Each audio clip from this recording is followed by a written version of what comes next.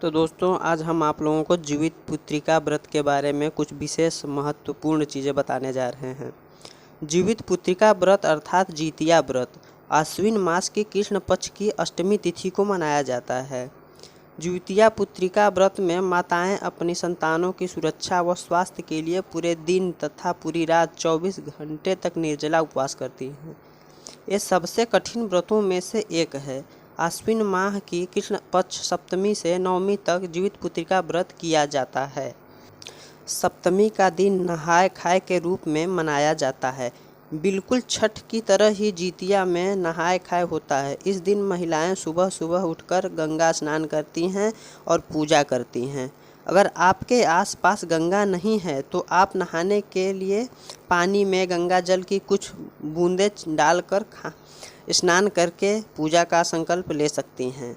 नहाय खाए के दिन सिर्फ एक बार ही भोजन करना होता है। इस दिन सात्विक भोजन किया जाता है। नहाय खाए की रात को छत पर जाकर चारों दिशाओं में कुछ खाना रख दिया जाता है। ऐसी मान्यता है कि यह खाना चील व सियारिन के लिए रखा जाता है।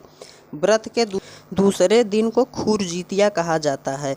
इस दिन महिलाएं निर्जला व्रत रहती हैं और अगले दिन पारण तक कुछ भी ग्रहण नहीं करती। व्रत के तीसरे और आखिरी दिन पारण किया जाता है। जितिया के पारण के नियम की अलग अलग जगहों पर अलग अलग विधियां हैं। पारण के बाद कैसा भी भोजन कर सकते हैं। जितिया व्रत में व्रत कथा सुनना बहुत ही महत्वपूर्ण माना जाता है। चलिए सुनाते हैं आपको।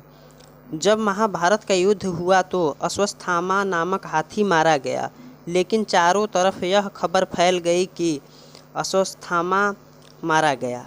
यह सुनकर अश्वत्थामा के पिता द्रोणाचार्य ने पुत्र शोक में अस्त्र डाल दिए। जब द्रौपदी के भाई धृष्णद्युम्न ने उनका वध कर दिया।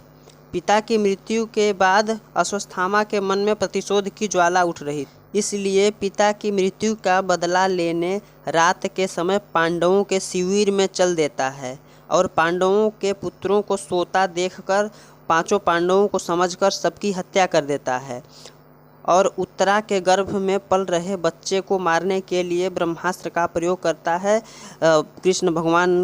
भगवान श्री कृष्ण जानते हैं कि ब्रह्मास्त्र को रोकना इतना आसान नहीं है, इसलिए अपने सारे पुण्य और शक्ति लगाकर ब्रह्मास्त्र को रोक देते हैं और उसके बच्चे को जीवित कर देते हैं। उत्तरा का पुत्र जीवित हो जाता है। यही पुत्र आगे चलकर राजा परीक्षित के नाम से जाना जाता है।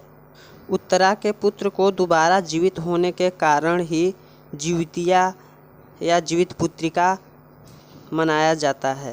इसलिए इस महत्वपूर्ण त्यौहार को जीवित पुत्रिका व्रत कहा जाता है और बहुत ही महत्वपूर्ण माना जाता है। अगर आप मेरे चैनल पर नए हैं तो ऐसे कंटेंट पाने के लिए सब्सक्राइब बटन ज़रूर प्रेस कर लें दोस्तों। तब तक के लिए बाय बाय।